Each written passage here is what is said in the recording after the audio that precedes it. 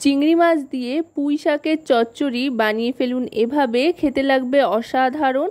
এই দিয়েই এক থালা গরম গরম ভাত কিন্তু খাওয়া হয়ে যাবে। এর জন্য প্রথমেই কড়াইতে সাদা তেল গরম করে চিংড়ি মাছগুলো দিয়ে দিচ্ছি। এখানে নুন হলুদ মাখিয়ে রাখা চিংড়ি মাছগুলো দিয়ে দিলাম ভাজার জন্য। চিংড়ি মাছটা আগে ভেজে নিচ্ছি, তাতে করে গোটা রান্নাটার মধ্যেই কিন্তু চিংড়ি মাছের একটা ফ্লেভার থাকবে, কারণ এই তেলেই বা এরপরে আরেকটু তেল অ্যাড করব অবশ্যই। অ্যাড করে গোটা রান্নাটা যেহেতু হবে, দেখবেন গোটা রান্নায় চিংড়ি মাছের খুব সুন্দর একটা গন্ধ কিন্তু থেকে যাবে। তাই অবশ্যই আগে থাকতে চিংড়ি মাছটা ভেজে নিয়ে তারপর ওই কড়াইতেই রান্নাটা গোটাটা করতে হবে। হালকা করে চিংড়ি মাছগুলো ভাজা হয়ে গিয়েছে, এবার তুলে নিচ্ছি। তুলে নেওয়ার পর এতে আরও খানিকটা তেল অ্যাড করব। তেল অ্যাড করে অবশ্যই সাদা তেল, তারপরে দিয়ে দিচ্ছি বেশ লম্বা লম্বা মোটা মোটা করে কেটে রাখা আলুর টুকরোগুলো। সাধারণত পুঁই শাকের চচ্চড়িতে যেভাবে আমরা সবজিগুলো কেটে থাকি, এখানেও কিন্তু সেভাবেই সমস্ত সবজিগুলো কেটে নিয়েছি। আলুটা ভাজতে ভাজতে একটু লালচে রং ধরে আসলে তারপরে দিয়ে দেব কুমড়োর টুকরোগুলো। কুমড়োটাও লম্বা লম্বা করে কেটে নিয়েছি, একটু মোটা মোটা করে। এভাবে সব সবজিগুলো একই রকমভাবে যদি কেটে নেওয়া যায়, তাহলে কিন্তু সব সবজি একেবারে সমানভাবে সেদ্ধও হয় আর খেতেও ভালো লাগে, দেখতেও সুন্দর লাগে। কুমড়ো আর আলুটা মোটামুটি কিন্তু ভাজা হয়ে এসছে, হাফ ফ্রাই হয়ে গিয়েছে। এবার এগুলো তুলে নিচ্ছি। আলু আর কুমড়োটা তুলে নেওয়ার পর এবার ফোড়ন হিসেবে দিয়ে দেব কালো জিরে। কালো জিরেটা একটু ভাজা ভাজা হয়ে আসলে দিয়ে দেব রসুন কিমা। এখানে কিন্তু রসুন কিমাই ব্যবহার করতে হবে। আর তার সাথে দিয়ে দিচ্ছি শুকনো লঙ্কা। এখানে একটা ছোট সাইজের শুকনো লঙ্কা দিয়ে দিলাম। আর রসুন কিমাটা দিয়ে এবার একটু লাল করে ভেজে নেব রসুন কিমাটাকে। রসুনটা একটু লালচে রং আস্তে আস্তেই দিয়ে দিতে হবে পেঁয়াজ কুচি। এখানে কিন্তু স্লাইস করে পেঁয়াজটা কেটে নিয়েছি, বেশ বড় সাইজের একটা গোটা পেঁয়াজ এখানে দিয়ে দিয়েছি।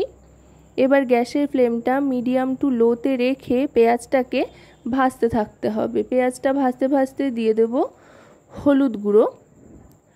মোটামুটি 2 টিস্পুন পরিমাণে হলুদ গুঁড়ো দিয়ে দিচ্ছি, যেহেতু বেশ অনেকটা সবজি রয়েছে সেই কারণে। এবার দিয়ে দিচ্ছি লঙ্কার গুঁড়ো। বেশ একটু ঝাল ঝাল হলে কিন্তু মন্দ লাগবে না, তাই লঙ্কার গুঁড়ো ব্যবহার করছি 1 টিস্পুন পরিমাণে। তারপর দিয়ে দিলাম পরিমাণ মতো নুন আর 2টো মতো চেরা কাঁচা লঙ্কা। সবটা এবার ভালো করে কষিয়ে নেব গ্যাসের ফ্লেমটা মিডিয়াম টু লোতে রেখে। দেখুন এটা কিন্তু মোটামুটি কষে এসছে, তেলও ছাড়তে আরম্ভ করেছে। এবার দিয়ে দিচ্ছি পটলের টুকরোগুলো। পটলটা কিন্তু আগে থাকতে ভাজা ছিল না, কাঁচা পটলই এখানে দিয়ে দিলাম। পটলটাও লম্বা লম্বা করে কেটে নিয়েছি। পটলটা মশলার সাথে মাখিয়ে নেওয়ার পর বা হালকা ভেজে নেওয়ার পর পুঁই শাকের যে ডাঁটাগুলো ছিল সেগুলো দিয়ে দিচ্ছি। আর এখানে কিন্তু পুঁই শাক আগে থাকতে সেদ্ধ করিনি, শুধুমাত্র পুঁই শাকটা কেটে বেছে ধুয়ে নেওয়া রয়েছে। ডাঁটাটা আগে দিয়ে দিলাম, তাতে করে ডাঁটাটা তাড়াতাড়ি সেদ্ধ হয়ে আসবে। আর ডাঁটাগুলো একেবারে পাতলা পাতলা করে কেটে নেবেন, তাতে করে দেখবেন ডাঁটা ছিবড়ে আসছে না, পুরো ডাঁটাটাই কিন্তু খাওয়া হয়ে যাচ্ছে। এবার দিয়ে দিচ্ছি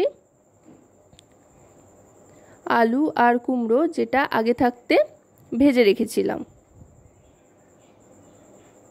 এবার সব সবজিগুলো একবার ভালো করে মিশিয়ে নিতে হবে।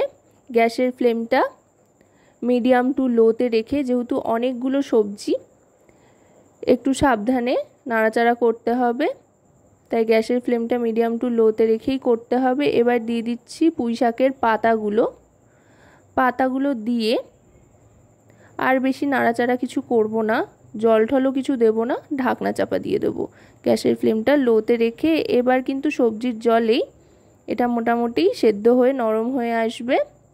মোটামুটি 5 থেকে 7 মিনিট মতো লো ফ্লেমে ঢাকনা চাপা দিয়ে রাখার পর ঢাকনাটা সরিয়ে নিলাম। দেখুন পাতাগুলো কিন্তু একেবারে মজে এসছে আর তরকারিগুলোও কিন্তু সেদ্ধ হয়ে গিয়েছে।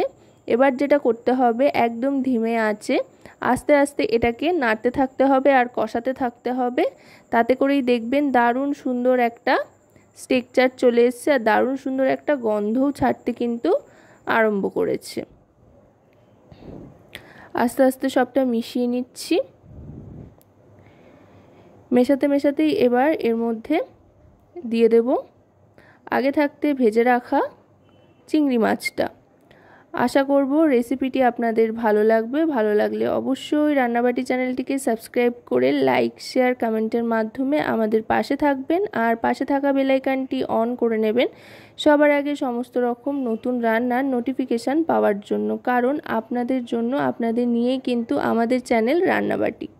তাই আপনাদের প্রত্যেকটা লাইক শেয়ার কমেন্ট কিন্তু আমাদের অনেক অনেক উৎসাহিত করে নতুন নতুন ভিডিও তৈরির জন্য। ভেজে রাখা চিংড়ি মাছটা দিয়ে দিয়েছি, দিয়ে এবার মিশিয়ে নিচ্ছি আস্তে আস্তে। এবার দিয়ে দিচ্ছি স্বাদ মতো চিনি। চিনিটা অবশ্যই কিন্তু লাস্টে দেবেন, তাতে করে দারুণ সুন্দর একটা টেস্টে ব্যালেন্স আসবে। এবার চিনি দেওয়ার পর আরও খানিকক্ষণ ভালো করে মিশিয়ে নিলাম।